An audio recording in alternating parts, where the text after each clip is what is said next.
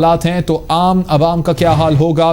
PIMS के पास किसी को आधा घंटा लगाने के लिए ऑक्सीजन तक नहीं है। ईद के दौरान भी हमारी लैब में कोई सैनिटाइजर तक नहीं था। पिम्स मुलाजिम की जानिब से पोल खोले जा रहे हैं। ये वो पिम्स मुलाजिम है जो खुद कोरोना वायरस का शिकार है। 3-4 दिन पहले तो मेरी तबीयत कल 2 दिन से सांस का मसला था, बहुत ज़्यादा ख़राब थी। तो उसके बाद कल मेरी अपने दोस्ती हैं कौन में मुनीब भाई, उनसे बात हुई। मैं चेक कराने चला गया। तो जब मैं वहाँ पे चेक कराने गया तो पर्ची बनवाई तो पहले तो वहाँ पे आइसोलेशन के अंदर दाखिल नहीं दिया जी, इंतज़ार करें। इंतज़ार किया, आधा पौना घंटा। डॉक्टर साहब आई हैं, उन्हें पर्ची लेके चली गई हैं, फिर 20 मिनट बाद आई हैं। आधा पौना घंटा मेरा इसी तरह गुजर गया। वो एक सांस चेक करने वाले लेके आए हैं, वो लगाई है पल्स चेक करने वाला, वो चेक किया है मेरा। तो कहते हैं जी आपकी ऑक्सीजन कम है, आप इस तरह करें, आपको दाखिले की ज़रूरत है, तो हमारे पास जगह नहीं है। मैंने कहा मैं पिम्स स्टाफ हूँ, पिम्स का एम्प्लॉई हूँ, तो मुझे यहाँ पे लिख के दे दे। उन्होंने लिख के दे दिया कि बेड नहीं है। फिर मैंने अपनी लैब की इंतज़ामिया से बात की, फिर उन्होंने डॉक्टर नसीम से बात की। डॉक्टर नसीम ने मुझे कहा मुझसे बात करें, मैंने कॉल किया। तो फिर मेरे व्हाट्सएप से बात की, व्हाट्सएप ने कहा चलो CT करा लेते हैं, लिखवा लें आप। फिर मैंने CT कराया। अभी डॉक्टर नसीम से बात की तो मैंने उनको बताया, उन्होंने भी ये मुझे कहा जी आप ऑक्सीजन का सिलेंडर ले लें, ऑक्सीजन कमी है तो आप घर जाके ऑक्सीजन लगाएं, बस ठीक है। तो आप मुझे CT की पिक्चर सेंड करें, मैं देख के बता दूँगी, मेडिसिन लिखवा दूँगी। PG कॉल करती हूँ। दोबारा मैंने CT की पिक्चर सेंड की आधे घंटे तक, तो कोई भी, उन्होंने मेरा नंबर बिज़ी कर दिया और कहा मैं कॉल बैक करती हूँ। उसके बाद ना उनकी मुझे कॉल आई है। उसके बाद मैं शाम को वापस आ गया। मैं 12-1 से लेके शाम 4 बजे तक रहा हूँ वहाँ आइसोलेशन के बाहर जलील होता रहा हूँ। मैं घर आया, बीबी चेक किया, 90-60 बहुत लो हो गया था। वहाँ पे इतना जलील हुआ।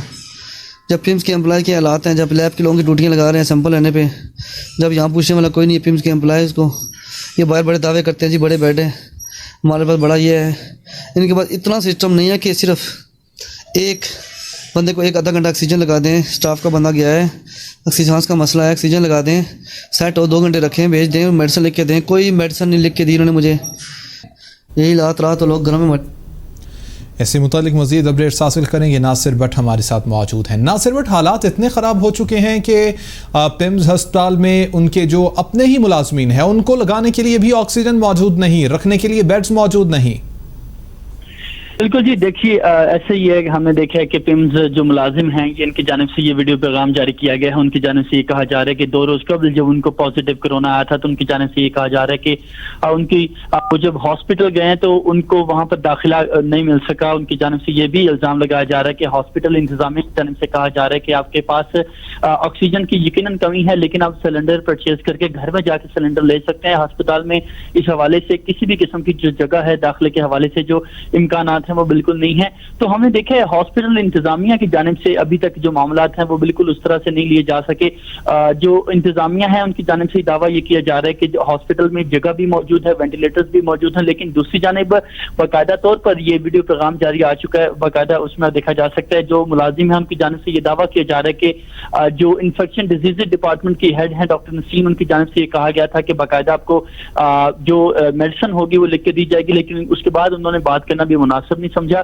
तो आप देख सकते हैं हालात किस जानिब जा रहे हैं कि जो डॉक्टर्स हैं पिम्स हॉस्पिटल के, इसके साथ साथ जो नर्सेज हैं, अभी ये बाकायदा मुलाजमीन का केस भी सामने आ चुके हैं। हमने देखा इससे पहले एक डॉक्टर खातून थी, उनकी जानिब से भी वीडियो पैगाम सामने आया था, उनकी जानिब से भी कहा जा रहा था कि उनको हॉस्पिटल में एडमिशन नहीं दिया जा रहा। तो अभी ये मुलाजिम है जिनकी जानिब से ये दावा किया जा रहा है कि अस्पताल इंतजामिया जो है वहां पर जो बेड्स हैं वो ना होने के बराबर हैं, बल्कि वेंटिलेटर्स भी ना होने के बराबर हैं। तो उनकी जानिब से दरखास्त की गई थी अस्पताल इंतजामिया को कि कोरोना पॉजिटिव आने के बाद उनको वहां पर दाखिला दिया जाए, लेकिन इंतजामिया की जानिब से ये कहा जा रहा है कि जो हॉस्पिटल है वहां पर जगह बिल्कुल नहीं है। जी नासिर भट्ट, ये बताइएगा कि जो वफाकी हुकूमत है उनकी जानिब से बार बार ये कहा जाता है कि हमारे पास बड़ी तादाद में अभी वेंटिलेटर्स मौजूद हैं। अभी तो ये सूरत हाल नज़र आ रही है कि वेंटिलेटर्स तक तो बात अभी गई ही नहीं, अभी तो सिर्फ ऑक्सीजन तक की बात है। तो ऑक्सीजन भी मौजूद नहीं है और ये सूरत हाल है वफाकी दारुल हुकूमत इस्लामाबाद की। बाकी मुल्क में फिर क्या सूरत हाल होगी? अब बिल्कुल जी, आप सही कह रहे हैं, क्योंकि हमने देखा है कि जो वफाकी हुकूमत है वो उनकी जानिब से ये दावे किए जा रहे थे कि जो वफाकी हॉस्पिटल हैं वहाँ पर खसूसी इंतजाम किए गए हैं, वहाँ पर जो आने वाले मरीज हैं, चूंकि हमने देखा है इस्लामाबाद में जो हब है वो पिम्स हॉस्पिटल है जहाँ पर 30 बेड्स मुख्तस किए गए थे और उनकी जानिब से ये कहा जा रहा था कि वहाँ पर 18 जो पेशेंट्स हैं वो ज़ेरे इलाज हैं। 12 बेड्स के हवाले से ये दावा सामने आ रहा था कि वो अभी भी वहाँ पर पेशेंट्स को दाखिल किया जा सकता है, लेकिन इससे पहले भी बहुत सी शिकायत सामने आती रही हैं। लोग जब कोरोना पॉजिटिव आने के बाद पिम्स हॉस्पिटल जाते हैं तो उनकी जानिब से उनको घर की राह दिखा दी जाती है और अस्पताल में ही कहा जा रहा है कि जगह बिल्कुल खत्म हो चुकी है। लेकिन इस हवाले से जो अस्पताल इंतजामिया है उनकी जानिब से बारहा यही कहा जा रहा है कि हॉस्पिटल में जगह मौजूद है और वेंटिलेटर्स की जो तादाद है वो भी मौजूद है, लेकिन वेंटिलेटर्स के हवाले से भी शिकायत सामने आ रही है। इसके साथ साथ ये पिम्स मुलाजिम है उनकी जानिब से ये कहा जा रहा है कि ईद पर भी जब हॉस्पिटल में ये मौजूद थे, ये वहां पर एक लैब में असिस्टेंट के तौर पर अपने फराइज सर अंजाम दे रहे हैं। उनकी जानिब से ये इल्जाम भी लगाया जा रहा है कि वहां पर जो हिफाजती इंतजाम थे वो ना होने के बराबर थे, पीपीई जो थी वो भी ना होने के बराबर थी, जबकि जो सैनिटाइजर्स थे वो भी अवेलेबल नहीं थे। तो इस तरह कहा जा सकता है इस्लामाबाद के जो हालात हैं वो काफी ज्यादा बदतरीन सूरत हाल की तरफ जाते हुए नजर आते हैं। खुसूसन हॉस्पिटल्स की बात की जाए तो पिम्स हॉस्पिटल जो है वो मसाइल का इस हवाले से गढ़ बन चुका है। डॉक्टर्स की एक बड़ी तादाद वहां पर रोजाना की बुनियाद पर 2 से 3 डॉक्टर्स हैं जो कि मुतासिर हो रहे हैं, जबकि नर्सिस और पैरामेडिकल स्टाफ जो है वो भी इस सारी सूरत हाल में काफी ज्यादा तशवीश का शिकार नजर आते हैं। जी अच्छा नासिर भट्ट, ये भी बताइएगा कि आपने अभी कहा कि ऑक्सीजन सिलेंडर मरीजों को ये सजेस्ट किया जाता है कि आप खुद परचेज कर लें। ये बताइएगा कि ये ऑक्सीजन सिलेंडर क्या मरीज खुद परचेज कर सकते हैं, अपने घर पर ऑक्सीजन लगाई जा सकती है और कितना कॉस्टली होता है ये सारा प्रोसेस?